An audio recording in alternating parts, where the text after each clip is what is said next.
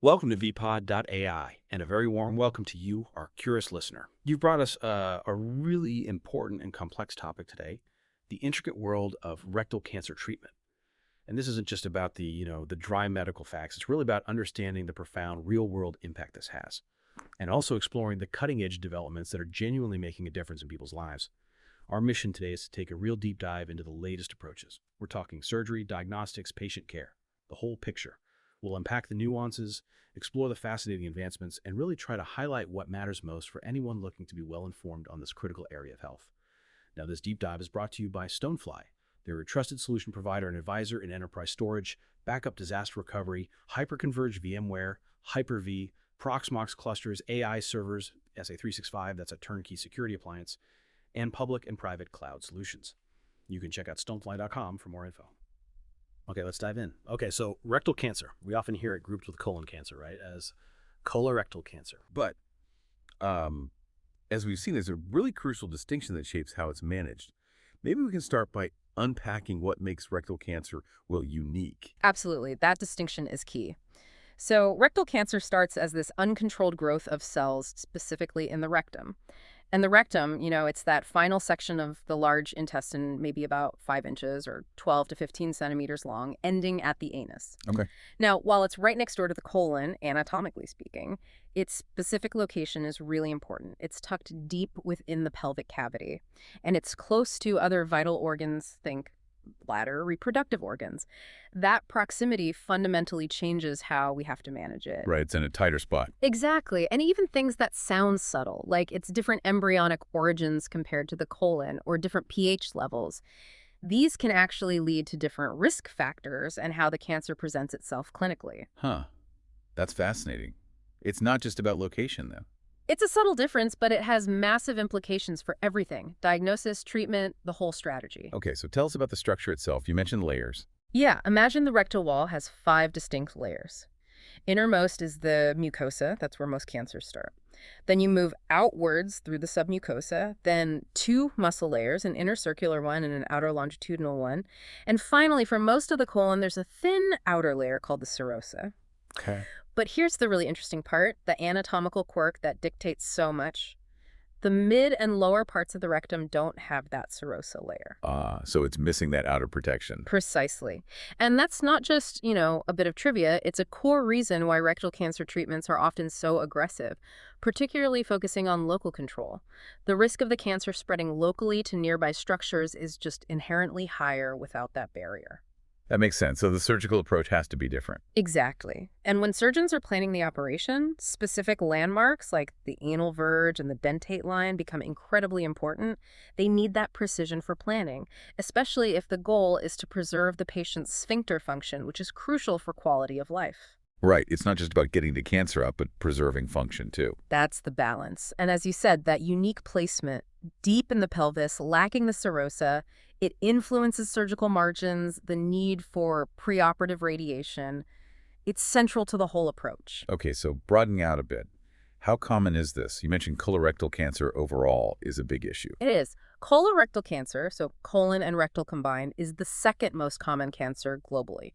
A major public health challenge, no question. And rectal cancers specifically make up about 28% of all cancers found in the large intestine. Almost a third. Pretty significant portion. And historically, we've actually made some good progress. Better early detection, improved management. Mm-hmm.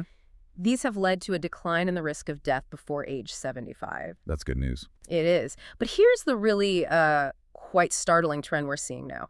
While the overall rates of colorectal cancer have decreased, Yes. rectal cancer rates specifically have actually been increasing by about 1.8% annually, particularly among adults younger than 50. Wow, younger adults. Right. That seems counterintuitive. It really does. It's a profound shift. It challenges our old assumptions about who's typically at risk. And it makes us ask, are we screening the right people at the right age? Yeah, are we missing something in that younger group? That's the concern. The median age at diagnosis for rectal cancer is already a bit younger, 63 for men, 65 for women, compared to colon cancer. And while survival rates are complex, the overall 5-year survival for rectal cancer is slightly lower, around 66.5% compared to 64.2% for colon, though importantly, stage-specific survival is pretty similar. Okay, so what causes it? Are the risk factors the same as colon cancer? Often, the exact cause isn't known, but fundamentally, it involves DNA changes in the cells lining the rectum, leading to that uncontrolled growth, forming a tumor. And yes, many of the common risk factors are shared with colon cancer, things like a personal history of colorectal cancer or polyps, Right. being of Black race in the U.S., which carries a higher risk, unfortunately, type 2 diabetes, heavy alcohol use, a diet low in veggies and high in red meat. Those are common ones. Family history must play a role too. Definitely. Family history of colorectal cancer, having inflammatory bowel disease like ulcerative colitis or Crohn's, or inheriting certain genetic syndromes like Limb syndrome or FAP familial adenomatous polyposis, obesity, getting older, having had prior radiation therapy to the abdomen, smoking, and not enough exercise. These all contribute as well. So quite a list. Are there any factors more specific to rectal cancer? There are some nuances. For instance, family history seems to have a slightly stronger link to colon cancer risk compared to rectal cancer. And interestingly, cigarette smoking is reported to have a somewhat stronger association with rectal cancer than colon cancer. Ah. And one very specific risk factor, often overlooked, is previous radiation therapy for prostate cancer because the rectum sits right behind the prostate. Ah, proximity again. Makes sense. Mm. Okay, so how does it typically present? What symptoms might someone notice? Well, the tricky part is that early stages are often asymptomatic. They're often picked up through screening programs, which is why screening is so vital. Right. When symptoms do appear, it often means the cancer is already locally advanced. The most common symptom, the one people really shouldn't ignore, is rectal bleeding. Okay, number one red flag. Absolutely. Later on, people might experience something called tenesmus. That's a persistent feeling of needing to strain when having a bowel movement, even if nothing comes out. Or a feeling of incomplete evacuation, like you haven't fully emptied your bowels. Other signs can be a change in stool caliber, like thinner stools cramping, pain in the pelvis or rectum, or even obstructive symptoms where it becomes difficult to pass stool. And if it spreads? If it metastasizes, the symptoms often relate to where it spread. So liver issues, a persistent cough if it's in the lungs, or bone pain. Very rarely, people can present with an emergency situation like a complete intestinal obstruction, sudden major GI bleeding, or even peritonitis if the bowel perforates. Or a fistula, which is an abnormal connection forming between the rectum and another organ. Knowing the enemy is one thing, but knowing exactly where it is and how far it's spread. That sounds like the crucial next step, doesn't it? It really is half the battle. This next phase, diagnosis and staging, is where technology plays a massive role in enabling truly personalized treatment. We move beyond just a general diagnosis. So let's start with screening. You mentioned it catches many cases early. Yeah. How impactful is it really? The impact is huge. The goal of screening is twofold. First, reduce mortality by catching these cancers, adenocarcinomas, at an early, more treatable stage. And just as vital, finding and removing precancerous polyps, these adenomatous polyps, before they even get a chance to turn into cancer. Preventing it altogether. Exactly. And the stats back it up. Around 30% of all colorectal cancers are diagnosed in people with no symptoms purely because of screening programs. 30%, that's significant. It's a powerful demonstration of the value of preventative screening. So for someone at average risk, what are the guidelines? When should they start? And what are the options? Generally, guidelines suggest starting at age 50, although some organizations, recognizing that trend in younger adults, are now recommending starting at 45. Okay, 45 or 50. And the tests? You've got a few categories. There are structural exams, which let doctors actually see inside. The gold standard is colonoscopy, typically every 10 years. Other options are flexible sigmoidoscopy every 5 years, or imaging like double contrast, barium enema, or CT colonography, also usually every 5 years. Right. Those involve prep, though. They do. Then there are less invasive stool-based tests. These include annual tests like the guaiac-based or immunochemical fecal occult blood tests, GFOBT or FIT, or stool DNA tests, though the ideal interval for those is still being determined. And if one of those stool tests is positive? This is critical. Any positive stool test, no matter how seemingly minor, must be followed up with a colonoscopy to investigate properly. Got it. Colonoscopy is the definitive check after a positive stool test. Correct. And just a note, while a digital rectal exam by a doctor can sometimes pick up very low rectal cancers, it's not considered a standalone screening method. Okay. What about people considered high risk? How does screening change for them? The recommendations become much more intensive. High risk factors include a strong family history, especially if a close relative was diagnosed young or if multiple relatives had colorectal cancer. Also, inheriting those syndromes we mentioned, like Lynch or FAP, or having inflammatory bowel disease like UC or Crohn's. Right. For these individuals, screening, usually with colonoscopy, starts much earlier, maybe age 40 or even 10 years before the youngest relative's diagnosis. And the frequency increases significantly perhaps every 5 years or even every 1 to 2 years for some IBD patients. It's a much more vigilant, personalized schedule. Makes sense. So beyond screening, if there's a suspicion of cancer, what diagnostic tests come next? Blood tests are often an early step. Standard things like a complete blood count, CBC, and a chemistry profile give a baseline of overall health and organ function. Then there's a specific blood test called carcinoembryonic antigen, or CEA. CEA is a protein, a tumor marker, that can be elevated in some colorectal cancer patients.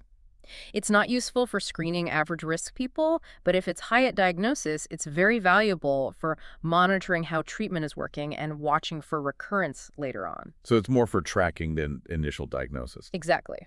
Then we move into imaging, really seeing the unseen. These tests are absolutely vital for staging the cancer accurately and planning treatment. Radiologists are key here. What's the main imaging tool? For staging rectal cancer specifically, pelvic MRI magnetic resonance imaging is often preferred. It's excellent at showing how deep the tumor has gone into the rectal wall and whether it has spread to nearby lymph nodes. They often use special staging protocol techniques to get the best possible pictures. Is it safe for everyone? Generally, yes, but not for people with certain implants, like pacemakers. It can also look for liver metastases if CT contrast dye is an issue. Sometimes they insert a gel into the rectum to help improve image clarity. Okay. What if MRI isn't an option? An alternative is endorectal ultrasound, or EUS. This uses a small ultrasound probe placed inside the rectum. It gives very detailed images of the tumor's extent right there in the pelvis. And it can even help guide biopsies if they need to sample nearby lymph nodes. Right. And what about checking for spread elsewhere in the body? For that, a chest and abdominal CT scan computed tomography is usually recommended early on. It uses contrast dye and gives a good overview, checking for spread to distant organs like the liver or lungs. It's generally more sensitive for picking up distant metastases than it is for looking at the fine details of local lymph node invasion compared to MRI or EUS. Okay. And PET scans, where do they fit in? PET scans aren't routinely used for the initial preoperative staging. However, they can be very helpful in specific situations, like evaluating isolated liver metastases to see if they're potentially treatable, or helping to pinpoint where a cancer might have occurred if CEA levels are rising, but other scans are unclear. So quite a range of tests. It seems like each one offers a slightly different piece of the puzzle. That's a great way to put it. Why so many tests? Each imaging method is like using a different lens on a camera. MRI gives detailed local views, CT gives the broader picture, EUS gives close-up ultrasound detail.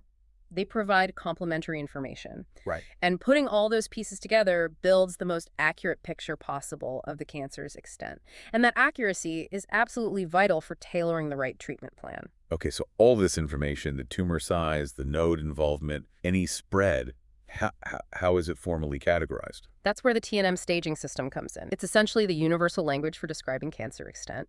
It's developed by the American Joint Committee on Cancer, AJCC, and it's the most common system used worldwide. TNM, what does each letter stand for? T stands for the primary tumor. It describes how far the main tumor has grown into the layers of the rectal wall from the inner lining, mucosa, outwards. Higher T numbers mean deeper invasion. T1 is just into the submucosa, T2 into the main muscle layer, T3 goes through the muscle, and T4 means it's invading nearby organs or the peritoneum. Okay, T for tumor depth. What about N? N stands for nodes specifically, nearby lymph nodes. It tells us if the cancer has spread to these local drainage points. N0 means no lymph node spread. N1 means cancer is found in 1 to 3 nearby nodes. N2 means 4 or more nodes are involved. There's also a category called N1C, which is interesting. It means there are small tumor deposits near the nodes, but not actually in the nodes themselves. All right. T for tumor, N for nodes. That leaves M. M stands for metastasis. This indicates whether the cancer has spread to distant sites, places far from the original tumor. This could be distant lymph nodes or organs like the liver, lungs, or the lining of the abdomen, peritoneum. So M0 means? M0 means no distant spread has been detected. M1 means it has spread distantly, and M1 is further broken down. M1A means spread to just one distant organ or site. M1B means spread to more than one distant organ or site. And M1C specifically refers to spread on the peritoneum, potentially along with other distant sites. Okay, T, N, and M. Then how do you get the overall stage, like stage I or stage ID? Right. The TNM values are then combined in a process called stage grouping to assign an overall stage, usually numbered 0 through wave E. Lower numbers generally mean the cancer is less widespread and hasn't spread as far. Stage 0 is very early. Stage 4 means it has metastasized distantly. And you mentioned clinical versus pathological staging. Yes, that's an important distinction. Clinical staging is done before surgery, using all the information from exams, biopsies, and those imaging tests we discussed. It's the best estimate at that point. Pathologic staging, sometimes called surgical staging, is determined after surgery based on examining the actual tissue, remove the tumor, the surrounding tissue, the lymph nodes. Because it's based on direct examination under a microscope, pathologic staging is generally considered more accurate. This whole comprehensive staging process is what truly guides treatment decisions. Okay, so we've identified the cancer, we've mapped its extent using staging. Now, how do we actually fight it? For many patients, surgery is the first and maybe most critical step, isn't it? It often is. Surgery is frequently the cornerstone of treatment, especially for curative intent. And this is where precision and technique are absolutely paramount. What are the main goals when a surgeon goes in? There are really two overarching goals. The primary goal, number one, is the complete removal of the tumor itself and all the related lymphatic tissues where cancer cells might have spread. That's the curative part. Right, get it all out. Exactly. But especially with rectal cancer, because of its location low in the pelvis, there are crucial secondary goals. These are maintaining bowel continuity, so keeping the plumbing connected and preserving the anorectal sphincter whenever safely possible. Why is that so important? It's absolutely vital for the patient's long-term quality of life.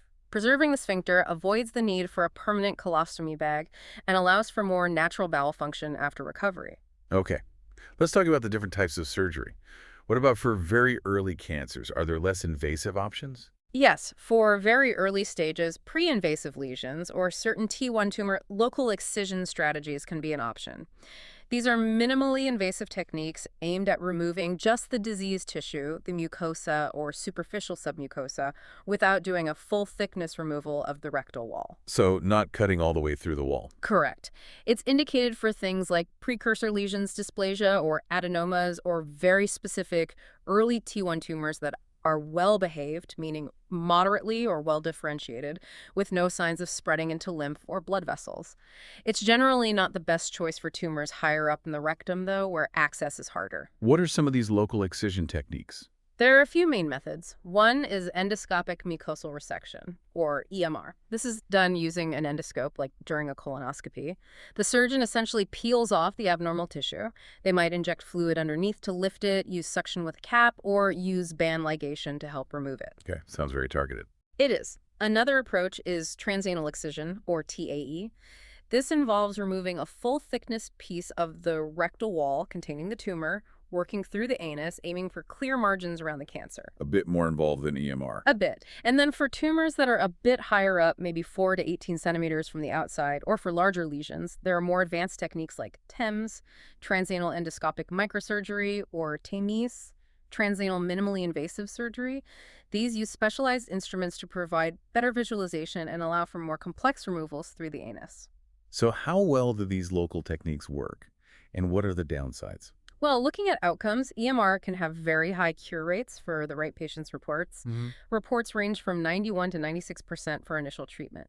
But it does have risks. Bleeding can occur, the rates vary a lot in studies, and there's a small risk of perforation, making a hole. Right. EMR success also really depends on the operator's skill. It can be tricky for certain tumor types, like ones that spread sideways or are larger than 2 centimeters. Sometimes they have to remove it in pieces, which increases the risk of recurrence. And if it comes back? The success rate for repeating EMR, if it recurs, is lower. Okay. What about K and demystifies? These techniques can often remove larger lesions than EMR. Some studies suggest TEMS might even have lower early local recurrence rates compared to EMR. For TAE, the 5-year recurrence is estimated around 15%. And importantly, for very carefully selected patients, survival rates with these local techniques can be comparable to the bigger, more radical surgeries. But there must be trade-offs. There are. Compared to EMR, TAE and timsTOMAS can have different potential side effects. Things like wound breakdown, issues with bowel control like incontinence or urgency, narrowing of the rectum strictures, nerve pain, or rarely fistulas.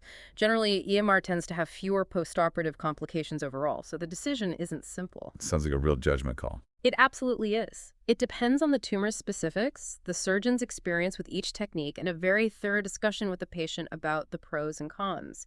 These local approaches are also being looked at more for tumors that respond really well, maybe even disappear completely after chemoradiation, but that requires extremely close follow-up afterwards. That really highlights that balance between being effective against the cancer and minimizing the impact of the treatment itself. Exactly. It's fascinating how the field keeps evolving towards less invasive options while still managing those risks like recurrence through careful patient selection and vigilant follow-up. So moving beyond those local excisions, what's the standard approach for cancers that are more advanced but still potentially curable? That brings us to the standardized transabdominal surgeries. This is the more traditional route for later stages, and it itself has evolved significantly from older techniques. Now it involves sharp, meticulous dissection. And the gold standard technique here is? It's called total mesorectal excision, or TME. This is the accepted standard surgical approach, especially for tumors in the middle and lower parts of the rectum. TME involves removing the rectum along with its surrounding envelope of fatty tissue, the mesorectum, which contains lymph nodes and blood vessels. This is done using very precise, sharp dissection along a specific anatomical plane that has fewer blood vessels, aiming to remove the entire package intact. Why is removing that whole package so important? It's been a game changer. TME significantly reduces the chances of the cancer coming back locally. Some big trials showed recurrence rates dropping from around 16% down to 9% with TME. It's also been shown to be an independent predictor of better overall survival. Generally, getting about 5 centimeters of mesorectum beyond the tumor is considered adequate. Wow, so a big impact on outcomes. Huge. And another key part of TME is the focus on preserving the pelvic autonomic nerves during the dissection. These nerves control bladder and sexual function. Careful preservation helps minimize the risk of long-term genitourinary problems after surgery, which is critical for quality of life. You mentioned clear margins earlier. How crucial is that in these bigger surgeries? Absolutely paramount. Achieving negative margins, meaning no cancer cells at the edges of the removed tissue, is critical. This includes the proximal margin up towards the colon, the distal margin down towards the anus, and the radial or circumferential margin around the side. How much distance do they need? With TME, getting a 2-centimeter distal margin is generally considered sufficient. For very low tumors, where preserving the sphincter is a major goal, sometimes a 1-centimeter margin might be accepted if necessary, but only if it's oncologically safe. Okay. What are the main types of these big abdominal surgeries? There are 2 main procedures. The first is a low anterior resection, or LAR. This is typically done for tumors in the mid to upper rectum. The surgeon removes the part of the rectum containing the tumor, and often part of the sigmoid colon above it. Then the goal is to reconnect the remaining colon down to the remaining rectum. Creating a join, an anastomosis. Exactly, that's called a colorectal anastomosis. Or sometimes, if the tumor is lower, they might connect the colon directly to the anus, a colonal anastomosis. The aim is always to restore bowel continuity if possible. But LER can have consequences for bowel function. Yes, it's very commonly associated with a collection of symptoms known as low anterior resection syndrome, or LARS, which we can talk more about later. It involves changes in bowel frequency, urgency, and control. Okay. And the second main procedure? The second is an abdominoperineal resection, or APR. This is usually necessary for tumors very low down in the rectum, especially if they've grown into the anal sphincter muscles or the pelvic floor. In these cases, preserving the sphincter isn't possible or wouldn't be safe from a cancer perspective. So APR involves removing the anus, the entire rectum, and often some surrounding tissue. And this means? This procedure requires a permanent colostomy. The end of the remaining colon is brought out through an opening created in the abdominal wall called a stoma for stool to exit into a bag. Sometimes, if the tumor is bulky, they might do an extended APR, removing more tissue like the levator muscles to ensure they get clear margins and avoid leaving cancer behind. And lymph nodes are important in both LAR and APR. Absolutely. During any of these transabdominal surgeries, standard practice is to remove at least 12 lymph nodes. This is crucial for accurate pathological staging to see how far, if at all, the cancer has spread. Now, how are these big surgeries actually performed? Is it always a large incision? That's where another major shift has happened. While open surgery with a traditional large incision is still done, laparoscopic surgery, a minimally invasive approach, is increasingly used. What are the advantages of doing it laparoscopically? The benefits are pretty well established now, initially shown in colon cancer surgery and then applied to rectal cancer. Things like shorter hospital stays, less pain after surgery, a faster return of normal bowel function, potentially lower costs, and better cosmetic results because you have smaller incisions instead of one large one. Does it work as well for the cancer itself? Was there concern about that initially? There was. Especially for rectal cancer, doing that precise TME dissection laparoscopically in the narrow pelvis raised some concerns. Could surgeons achieve the same quality of mesorectal removal? Could they ensure clear margins without being able to feel the tumor directly? Right, that tactile feedback is lost. Exactly. However, large, well-conducted clinical trials, like the important UK MRC Classics trial, compared laparoscopic versus open surgery for rectal cancer. They found no significant difference in key oncologic outcomes, things like the rate of positive circumferential margins, cancer cells at the side edge, local recurrence rates, or overall survival. So equally effective from a cancer standpoint. The evidence suggests yes in experienced hands. It is worth noting, though, that the Classic C trial did show a higher conversion rate, about 34%, where they had to switch from laparoscopic to open surgery during the operation for rectal cancer cases. Suggesting it can be technically more challenging. It can be, particularly in the pelvis. But the bottom line is that the long-term cancer outcomes were comparable, solidifying laparoscopy as a valid and often preferred approach for many patients undergoing rectal cancer surgery. Okay, so surgery is often key, but you mentioned earlier that treatment is rarely just about surgery anymore, especially for rectal cancer. It sounds more like a combined offensive. That's a perfect way to describe it. Modern rectal cancer treatment is very much a multimodality therapy approach. It's like a symphony, combining different instruments, surgery, radiation, chemotherapy to get the best result. Why is that combination so important specifically for rectal cancer? It really comes down to that higher risk of local recurrence we talked about because of the rectum's anatomy and location in the pelvis. It's more likely to come back nearby compared to colon cancer. So this multimodality strategy was developed specifically to tackle that risk, to improve local control, reduce recurrence, and ultimately boost disease-free and overall survival. And a big part of that strategy involves treatment before surgery, right? Neoadjuvant therapy. Exactly. Neoadjuvant therapy is a cornerstone of treating many rectal cancers, particularly locally advanced ones. What's the purpose of treating before the operation? It's multifaceted and very strategic. The primary goal is often to shrink the tumor. This can make the surgery itself easier and increase the chances of achieving a complete resection with clear margins. Downstaging, as you called it earlier. Precisely, downstaging the tumor. And importantly, shrinking the tumor might also allow for a sphincter-preserving surgery in cases where it might not have been possible initially. Ah, so it can impact the type of surgery and quality of life. Absolutely. Avoiding a permanent colostomy is a huge goal. Plus, treating beforehand helps tackle any microscopic cancer cells that might have already spread locally, improving overall local control. Who typically gets neoadjuvant therapy? It's strongly recommended for most patients with locally advanced cancers, typically those staged as T3 or T4, meaning the tumor has grown through the rectal wall or into nearby structures, and also for pretty much any stage where lymph nodes are involved, node-positive disease, particularly if the tumor is in the middle or lower part of the rectum. Okay. What does this preoperative treatment usually involve? There are two main established approaches. One is called short-course radiotherapy, or SCRT. This involved delivering a higher dose of radiation per day, but over a much shorter time, usually just 5 days. Surgery then typically follows fairly quickly, maybe about a week later. 5 days of radiation, then surgery soon after. Right. This approach is quite common in some parts of the world, like Northern Europe and Scandinavia. Its advantages include potentially lower acute side effects in the short term and maybe lower costs. Okay. And the other main approach? The other is long-course chemoradiotherapy, or LCCRT. As the name suggests, this involves a longer duration of radiation, typically standard doses given daily over 5 to 6 weeks. And crucially, it's given concurrently with chemotherapy, usually based on a drug called 5-fluorouracil, 5-FU, or its oral equivalent, capecitabine. So radiation plus chemo over a longer period. Correct. After LCCRT is finished, there's usually a waiting period of about 4 to 8 weeks before surgery. This allows time for the treatment to have its maximum effect and for the initial side effects to settle down. Which approach is more common or considered better? That's actually a point of some debate, and practice varies geographically. LCCRT is perhaps more common in North America and some other parts of Europe.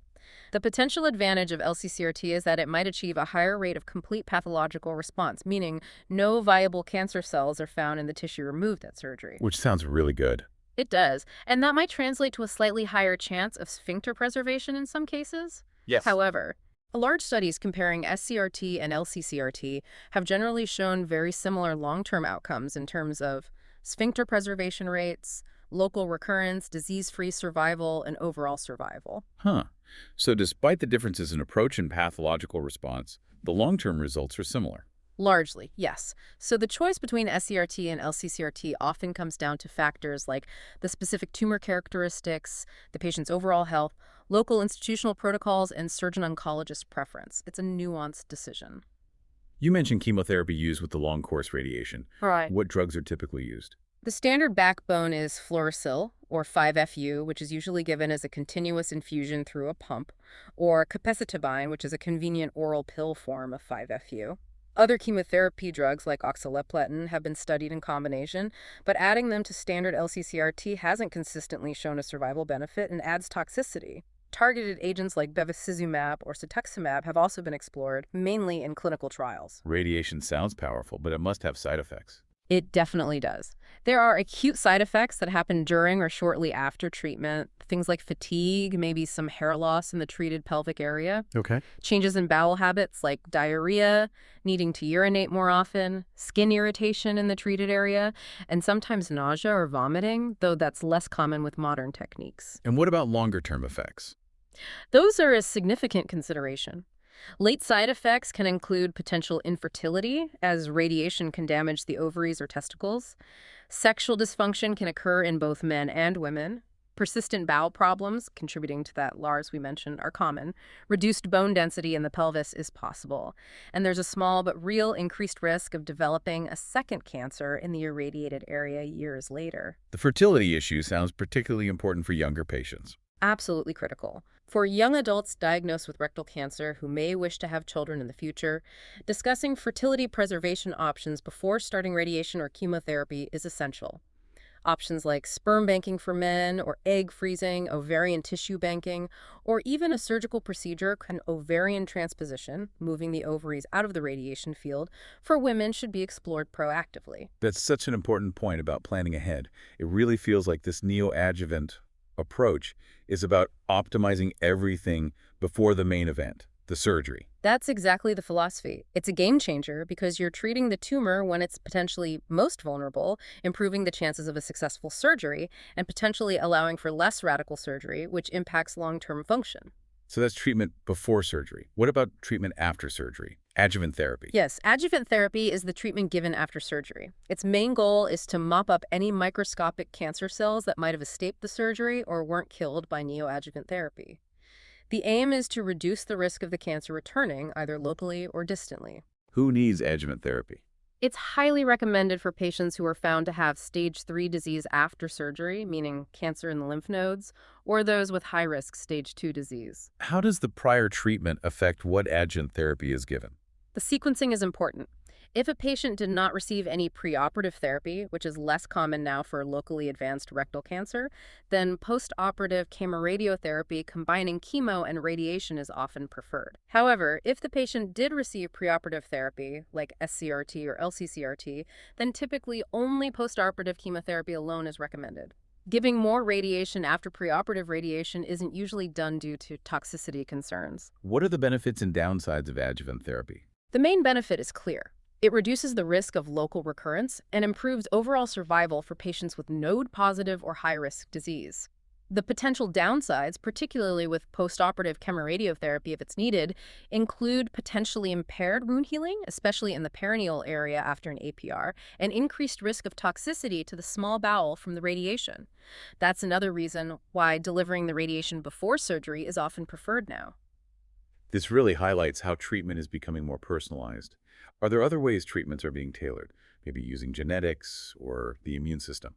Absolutely. That's where biomarkers and immunotherapy are becoming increasingly vital, especially for patients with metastatic rectal cancer. Biomarkers, what are those? These are specific characteristics of the tumor cells, often related to their genes or proteins. Testing the tumor tissue for these biomarkers helps predict which treatments might be most effective or ineffective.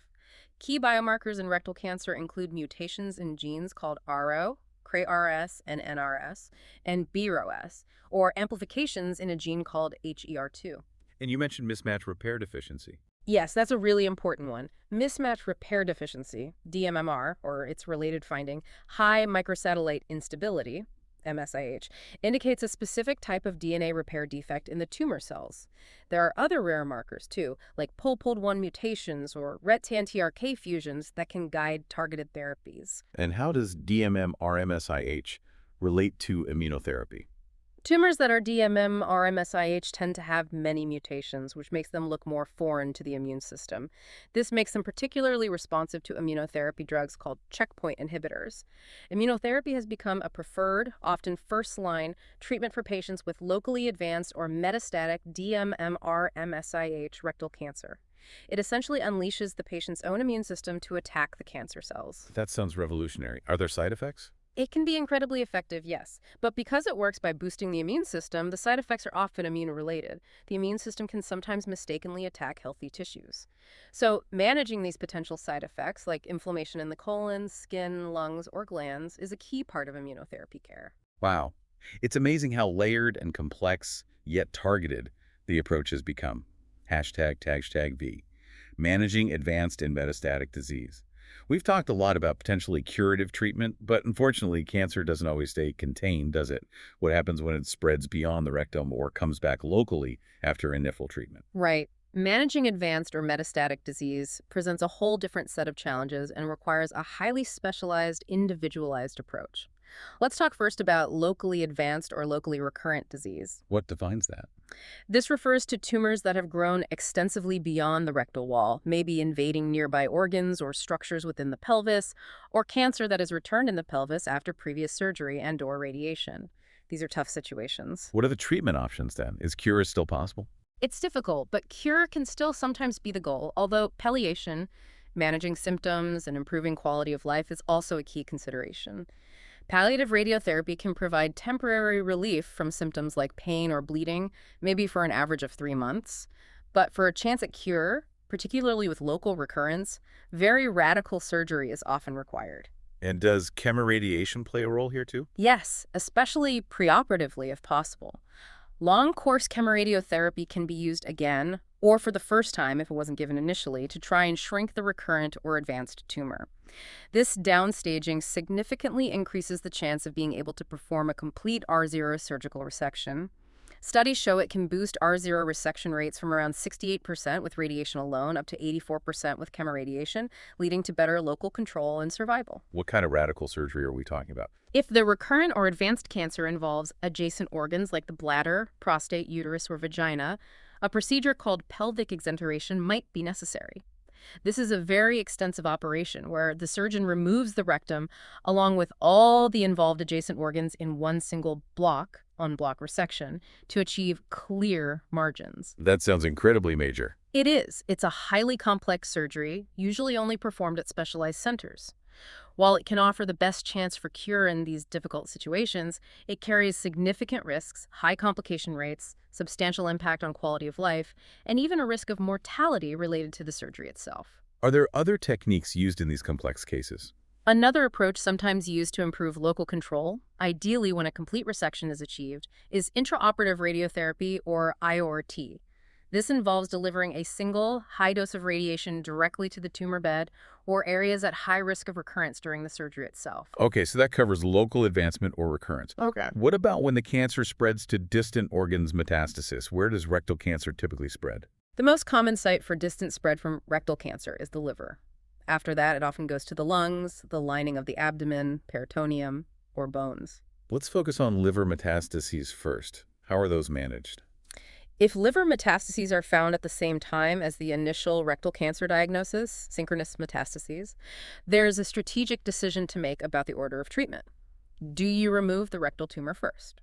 Resect both the primary tumor and the liver metastases at the same time, or adopt a liver-first approach, treating the liver metastases first, perhaps with chemotherapy and then resection, followed by addressing the rectal cancer. Lots of options. Does chemotherapy play a role? Very often, yes. Neoadjuvant chemotherapy is frequently used, particularly if the liver metastases are initially considered unresectable. The goal is to shrink them enough to make surgery possible. What if surgery isn't possible, or for smaller tumors? For smaller liver tumors, or sometimes in combination with surgery, local ablative therapies can be used. These aim to destroy the tumors right where they are. Like burning or freezing them? Exactly.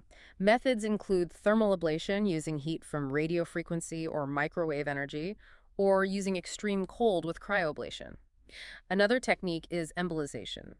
This involves delivering treatment directly to the liver tumors via their blood supply, usually through a catheter in the liver artery. This can be done using tiny beads coated with chemotherapy, chemoembolization or TACE, or beads containing radioactive material, radioembolization, also known as SIRT or TAR. Any other local treatments for liver mets? Yes, stereotactic body radiation therapy, or SBRT. This uses highly focused, high-dose radiation delivered in just a few treatment sessions. It's another non-surgical option for treating liver metastases, as well as mets in the lungs or bones.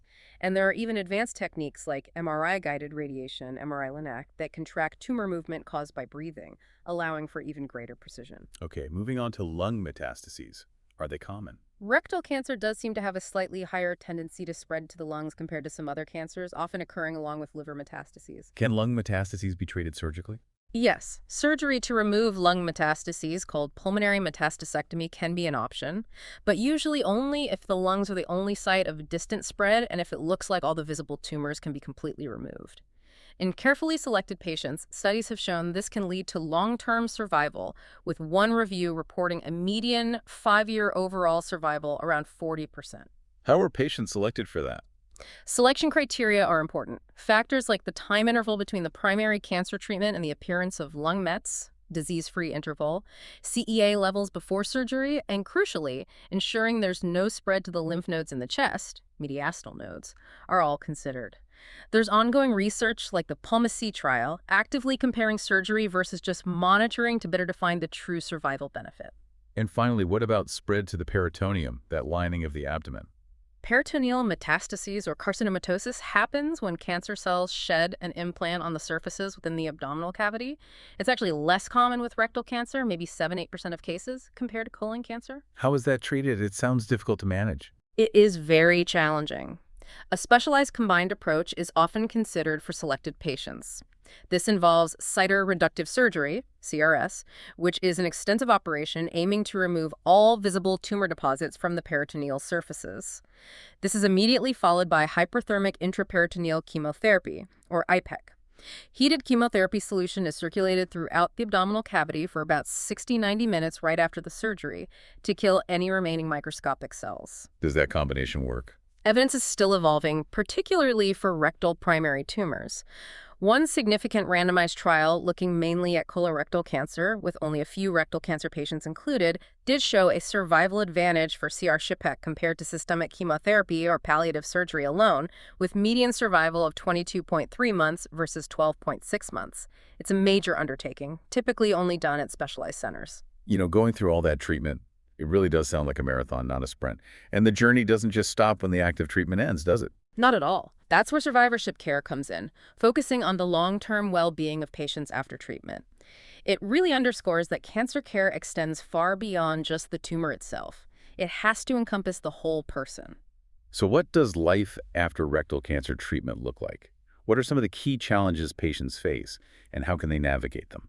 Survivorship care addresses a whole spectrum of issues: physical side effects, emotional well-being, social adjustments, and even the financial impact of cancer. It's about managing those long-term effects and promoting healthy living moving forward. Let's talk about those physical side effects. You mentioned LARS earlier, low anterior resection syndrome. How common is that?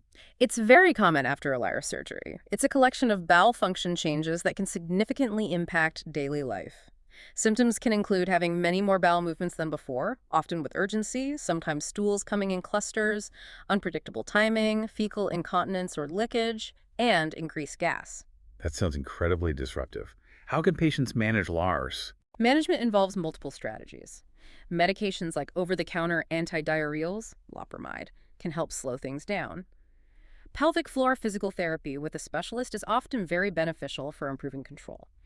Dietary changes are key, adjusting fiber intake, sometimes using psyllium-based products.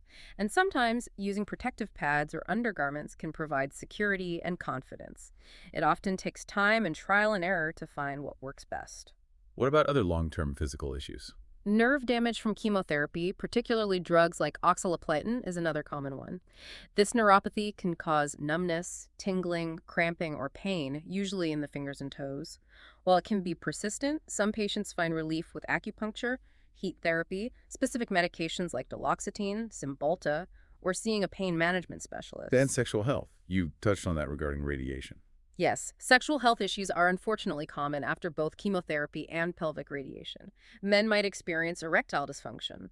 Women can face vaginal dryness, pain during intercourse, and that issue of vaginal stenosis we discussed earlier. How is vaginal stenosis managed? Radiation to the pelvis can cause the vaginal tissues to become less elastic, potentially shortening and narrowing the vagina. The primary management is using vaginal dilators, smooth, tube-shaped devices used regularly to gently stretch the vaginal tissues and maintain openness and flexibility. And the premature menopause issue from radiation. Right. Radiation-induced premature ovarian insufficiency, POI, is a major concern for premenopausal women. Damaged ovaries stop producing hormones, leading to infertility and early menopause symptoms, hot flashes, sleep problems, mood changes, vaginal dryness, bone loss. Discussing menopausal hormone therapy, MHT, either systemic or just vaginal estrogen creams with their doctor, is really important for managing these symptoms and long-term health effects like osteoporosis. What about patients who end up with a permanent colostomy after an APR? Learning to live with an ostomy is a significant adjustment, but it's absolutely achievable.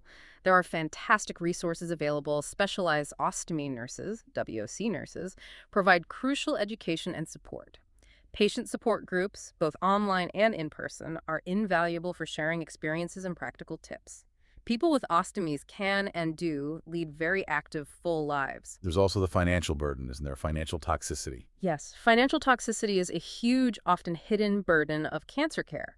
It refers to the problems patients face due to the cost of treatment, not just the direct medical bills, but also indirect costs like travel, accommodation, childcare, lost wages from time off work.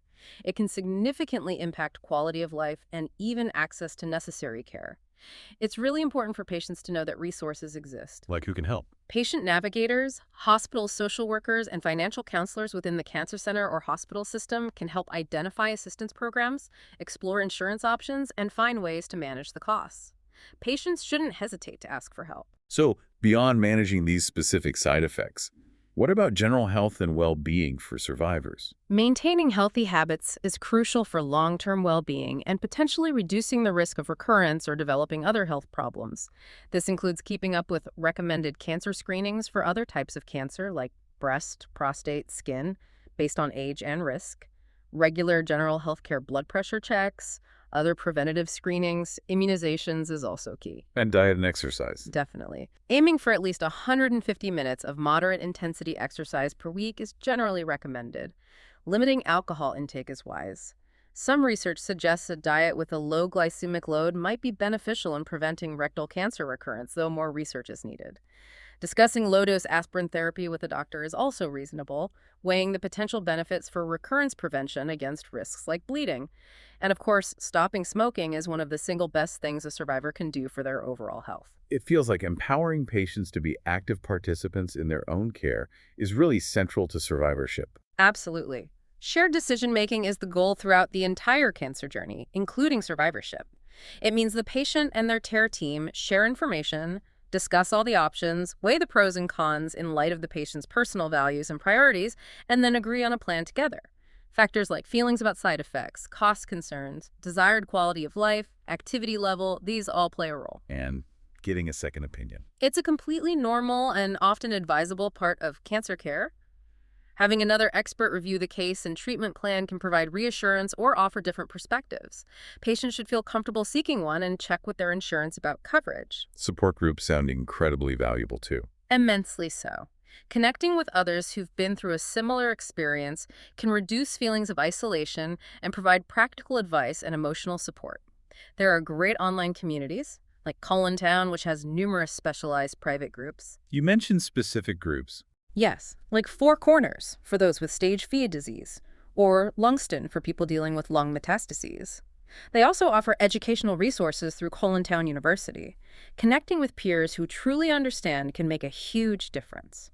What are some key questions patients should be asking their care team, especially as they navigate treatment decisions and survivorship? Asking good questions is crucial for empowerment. Things like, does my treatment plan follow established guidelines like those from the NCCN?